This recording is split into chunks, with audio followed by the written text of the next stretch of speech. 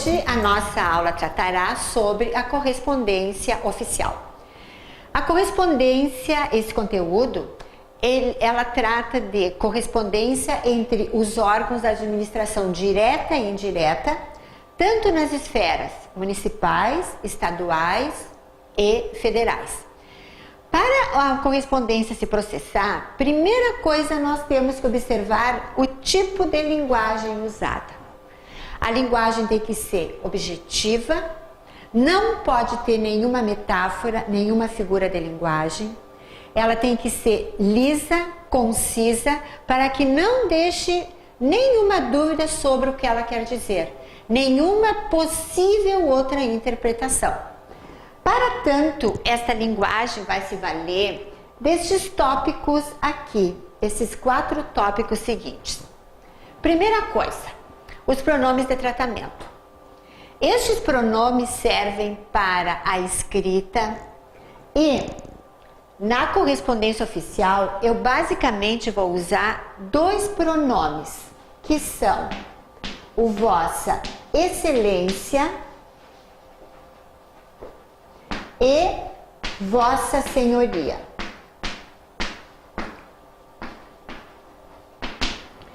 Lógico que eu tenho muito mais pronomes de tratamento. Tenho para o Papa, para reitores de universidades, tenho para pessoas mais sociais, mas nós vamos nos ater apenas a estes 2 aqui. Vossa Excelência é utilizado para as grandes esferas federais, inclusive para o presidente da República. Eu não posso abreviar o pronome, ele tem que ser escrito por extenso. Para as outras pessoas eu posso perfeitamente usar a abreviatura. Já o Vossa Senhoria eu vou utilizar para chefes de autarquias, gerentes, secretários, que não estejam um cargo muito elevado como Vossa Excelência. Apesar, olhem, preste bem atenção no que eu vou dizer. Apesar de a gente ter o vossa, que remete a uma segunda pessoa do plural, o pronome de tratamento, ele apenas pede terceira pessoa. Só. Não inventem de botar o vós, porque o vós é desatualizado. Não se usa. Estão entendendo bem? Olha aqui, ó. Vamos supor que eu vou falar da nossa presidenta. Vossa Excelência jantou com seus assessores. Que pronome é o seus? É um pronome possessivo de que pessoa? Terceira. Tá? Olha aqui. Vossa Excelência, vossa, mas verbo de terceira pessoa. Não me inventem de misturar pessoas, hein? Isto aqui é só uma herança do tempo de Dom João VI, só. Porque todo ele remete a uma terceira pessoa. Dei um exemplo com verbo e com pronome. Bom, feito isso, eu vou fazer uma ressalva. Olha aqui, ó. Muitas vezes a gente encontra na correspondência a expressão digníssimo. Esta expressão, deletem, ela não é mais usada, ela não pode se referendar a mais ninguém, tá? O que eu posso usar é senhor fulano de tal. Ministro dos transportes, senhor fulano de tal. Secretária da educação, senhora fulana de tal. Agora, digníssimo, deletem, não existe mais. Outra coisa, esta abreviatura DR que a gente utiliza, doutor, é só um título acadêmico, não remete a ninguém. Até vou dizer para vocês, se a gente fosse usar como manda o figurino, doutor é quem fez doutorado. Mas nós utilizamos doutor para médico e advogados. Então, é um título acadêmico, não tem nada a ver com correspondência oficial. Tá? Então, estão abolidos o doutor e o digníssimo, certo? Agora vamos ver os numerais. Vou apagar aqui para ter espaço. Numeral a gente vai dividir em cardinal, vamos refrescar a memória. Cardinal é o numeral que eu tenho a sequência infinita, 1, 2, 3, 4, 5, 6, 7, 8, daí por diante, né? E o ordinal é o que indica a ordem, primeiro, segundo, terceiro, quarto, etc. E vamos fazer, aproveitando o numeral, vamos fazer um gancho e vamos falar dos romanos. Dos números romanos, vamos pegar o gancho, tá? Quando é que eu uso o cardinal? Quando é que eu uso o ordinal? Vamos fazer uma associação de ideias. Qual é o Papa de hoje?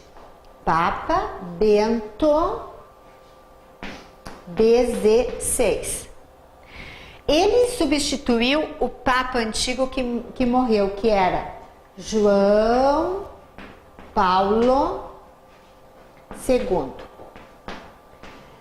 Então, nós aproveitando o gancho dos papas, que todos vocês pegaram os 2 papas, para não se esquecer. Eu vou utilizar o ordinal quando eu me referir a capítulos, reis, imperadores, papas, do 1º ao 9º, tá? Então, digamos que a gente tivesse tido 9 papas que tivessem escolhido o nome de João Paulo IX.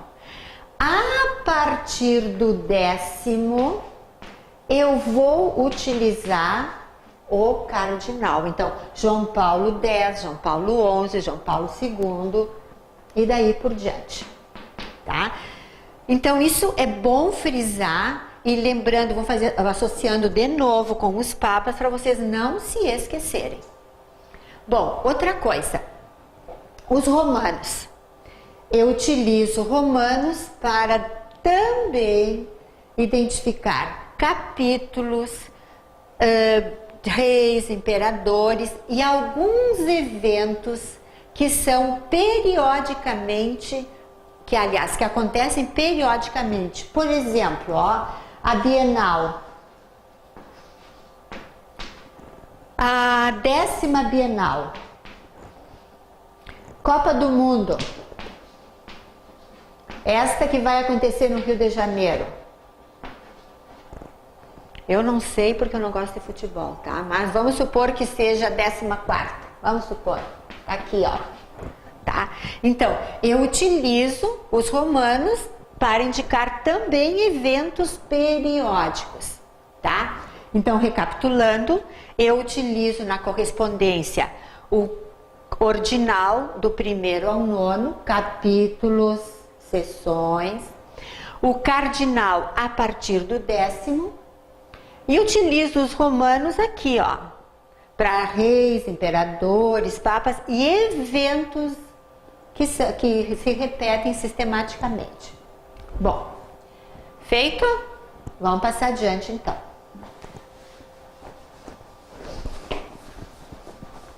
Horas e datas. Aqui tem uma coisa muito interessante. De cada 10 convites ou de cada 10 notícias que a gente vê ou que a gente recebe de correspondência, eu quase diria que 9 estão errados em termos de horas. Sabe por quê? Porque a abreviatura oficial de hora é esta que eu vou colocar no quadro. Não existe outra. Suponhamos que agora sejam 9 horas e 40 minutos. Não existe outra abreviatura. Inclusive, a abreviatura de horas e datas não preciso nem escrever por extenso. Coloco em número mesmo. Olha aqui, não tem ponto, não tem RS, aqui não tem ponto. E por que acontece isso? Porque essa abreviatura é uma abreviatura mundial, tá? Hoje, o dominador em função da tecnologia é o que fala o inglês.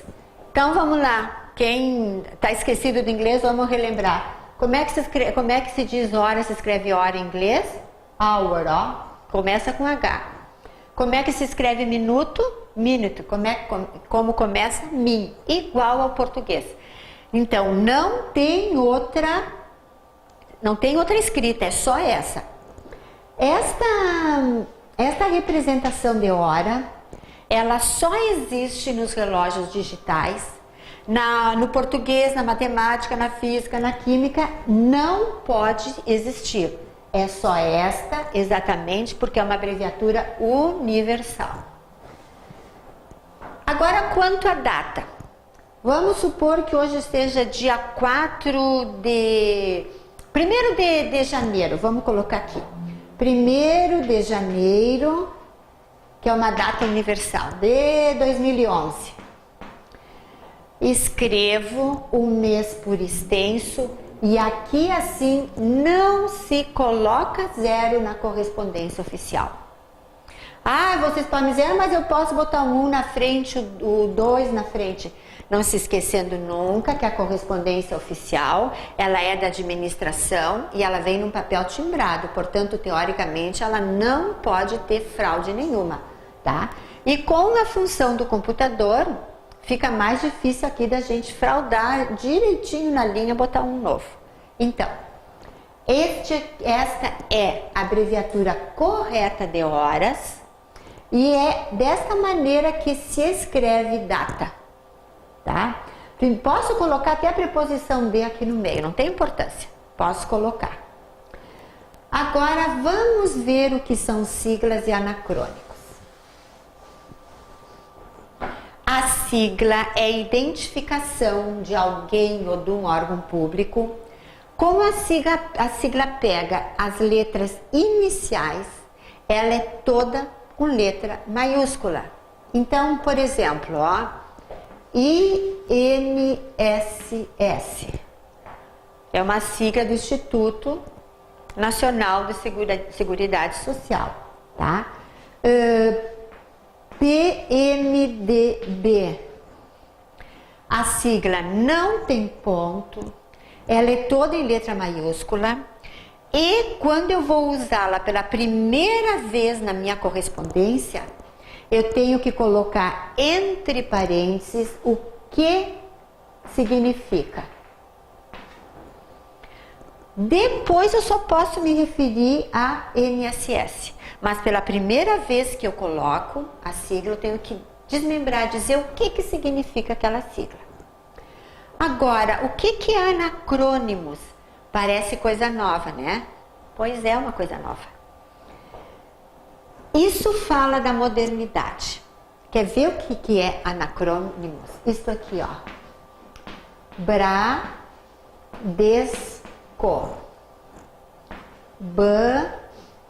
Banespa,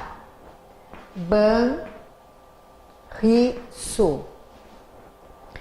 A mídia quase que exigiu que acontecessem trocas de sigla ou que mudassem a forma de apresentar de certas empresas. E os bancos iniciaram, tá? Esta sigla Bradesco está tão incorporada que se eu pergunto para vocês o que é Bradesco, dificilmente vocês são capazes de me responder, tá? Que era o antigo Banco de Desconto, tá? Banespa, Banco do Estado de São Paulo. Banrisul, Banco do Rio Grande do Sul. Então, esses anacrônimos é uma sigla, porém, ela vai ter uma base de 6 a 7 letras. E, em função disso, elas são escritas com letra minúscula, só a inicial, que é a maiúscula, e não tem ponto, como a sigla não tem. Tá? Bem, então agora eu vou elaborar e vou apresentar o meu trabalho. A minha correspondência. Então, olha aqui, primeira coisa. Eu vou apresentar minha correspondência naquela folha ofício padrão A4. Aquela folha que nós usamos para computador normal. Devo escrever sempre com preto. Numa folha branca, preto. Não vou enfeitar nada. Não se esqueçam que eu falei que é uma linguagem seca, concisa, sem nenhuma figura de linguagem, né? Então, por isso que ela é branca, letra preta. Se eu quiser utilizar alguma tinta colorida, eu só posso utilizar nos gráficos. Fora disso, nem pensar, tá? Hoje o computador tomou conta e recomenda-se que se escreva nesta aqui, tá? Ou no Arial. Times Roman ou no Arial. Não se enfeita, não se coloca negrito, não se sublinha, não se coloca em itálico, exatamente por causa do tipo de linguagem utilizada. Então, é uma correspondência seca, objetiva, impessoal e muito formal. Que tipo de letra eu vou usar? Eu devo usar letra tamanho 12 na fonte, 11 nas citações e 10 nos rodapés. Como a correspondência oficial, ela já vem num papel pronto, timbrado, eu só vou imprimir o corpo do que eu quero dizer, obedecendo a estas normas aqui, numerando os parágrafos, se eu vou utilizar mais de um parágrafo, 1, 2, 3, 4. Se por acaso vocês pegarem um material mais antigo, vocês vão encontrar assim, ó, o primeiro e o último parágrafo não deve ser numerado. Agora vocês podem numerar tranquilo, tá? Bem, outra coisa que eu quero chamar a atenção é o seguinte. Para eu iniciar o parágrafo, eu tenho que deixar 2,5 centímetros para começar o parágrafo, tá? Para terminar, 1,5 centímetro. Tá? Então, isso aqui é um praxe, já acontecia, não é novidade. Daqui a pouco eu vou mostrar em forma de zoom um esquema para vocês, de como é um ofício, para vocês darem uma pausa e estudarem com tranquilidade, tá? Bem, então, eu vou fazer na folha A, letra preta, Times Roman ou Arial, a 12 é o corpo, né, a fonte do meu trabalho, 11 as citações, 10 os rodapés, que é o número do tamanho da letra, e posso fazer frente e verso da folha, algo que até um tempo atrás a gente não podia.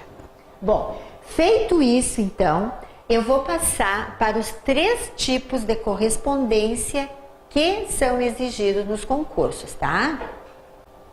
Então, nós temos agora no quadro os 3 tipos de correspondência comuns em concursos, que são o aviso, o ofício e o memorando. Eu coloquei aqui, de modo geral, a estrutura, como ele se compõe. Primeiro, papel timbrado, tá? Aí vem o tipo e o número do expediente, tá? Então, tipo, aviso, AV ou F, MM, não sei. E o número ele é corrido durante o ano. Então, até dezembro vai ser, digamos, aviso 15.000/2011. A partir do ano que vem, então começa o 001/2012 e assim sucessivamente. Por que acontece isso? Para ser fácil de nós localizarmos em caso de precisão. Após o número de expediente, vai a sigla do órgão que está expedindo, exatamente para fins de arquivo e para fins de uma possível procura posterior. Aí, à direita, eu vou colocar o local e a data, embaixo, ó, sem espaço. Aí eu vou colocar o assunto, que é o resumo do teor do documento. Por exemplo, eu quero dar um aumento para os funcionários. Então, eu vou botar aqui, ó, assunto, 2 pontos. reavaliação do reajuste dos funcionários. Eu dou só uma geral para dizer, para mostrar qual é o assunto que eu vou tratar. Aí, para quem é que eu vou mandar o destinatário? Como os cargos são vitalícios, mas as pessoas não, eu coloco só o cargo para o senhor gerente dos recursos humanos, seja lá o que for, tá? Então, não se coloca nome, se coloca só o cargo. Aí vem o texto propriamente dito. Esse texto se divide em introdução, desenvolvimento e conclusão. Na introdução, eu não começo com estas expressões, tenho a honra e o prazer. Por quê? Porque o texto da correspondência oficial, ele tem que ser limpo, claro, objetivo e impessoal. Eu vou direto ao assunto. Pelo presente, tenho informales, O desenvolvimento, eu vou argumentar o porquê, digamos, que eu quero dar o aumento, que era o que eu propus aqui no assunto. Os parágrafos do desenvolvimento, eles devem estar numeradinhos para ser melhor de visualizar, tá? Se eu tiver mais de uma ideia e fizer mais parágrafos, todos esses parágrafos são numerados. Numeração sem ser romana, numeração arábica, que é para poder facilmente nós acharmos e nos localizarmos. E por último, a conclusão, onde eu vou reafirmar, confirmar o que eu estou pedindo aqui no assunto. Pois bem, então agora o Juan vai dar um close, tá? Um zoom, para vocês visualizarem o tópico geral do aviso, ofício e memorando. Visualizem agora, então, a estrutura, o arcabouço de um memorando. Agora vocês observem a de um ofício, o arcabouço de um ofício. Vejam os espaços, as margens que têm que serem deixadas. O aviso e ofício são praticamente o mesmo tipo de correspondência. Eles vão ser diferentes do memorando porque aqui vai aparecer o vocativo. O que é vocativo? Eu vou nomear o cargo para quem eu estou mandando. Qual é a característica do aviso e do ofício?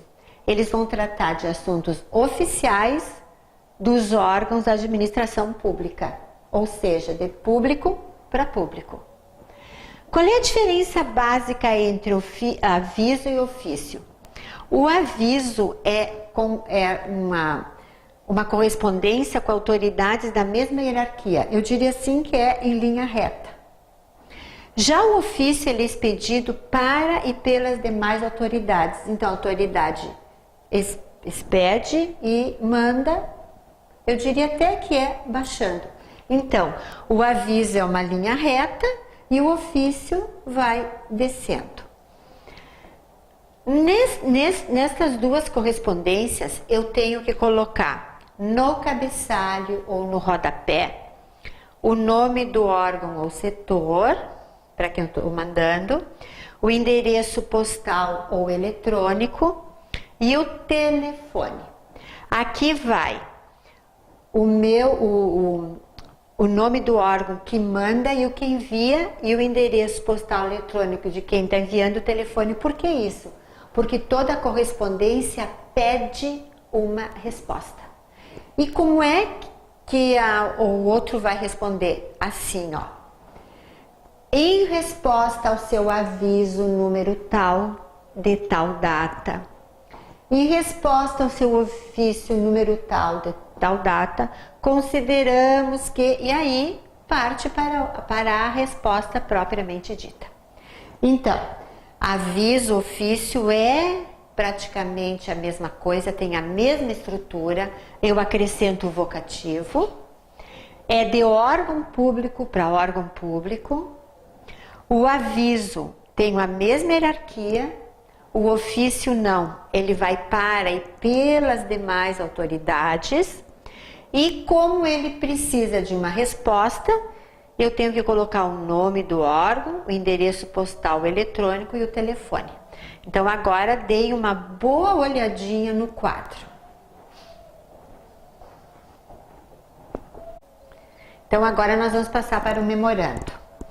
Memorando é uma correspondência interna entre unidades administrativas de um mesmo órgão.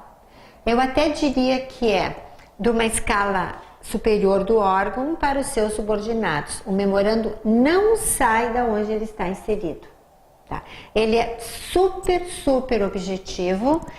Esta é a sua principal característica. Ele é ágil.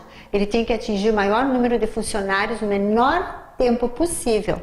Então ele é super simples e super rápido e super conciso. Para que serve o memorando? Para colocar todo o pessoal que trabalha nas unidades sobre os projetos, ideias, diretrizes e mudanças que o órgão pretende fazer.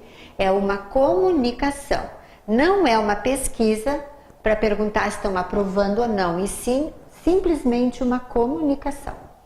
Então agora você já tem o ofício, o aviso, veja o memorando para fazer a comparação.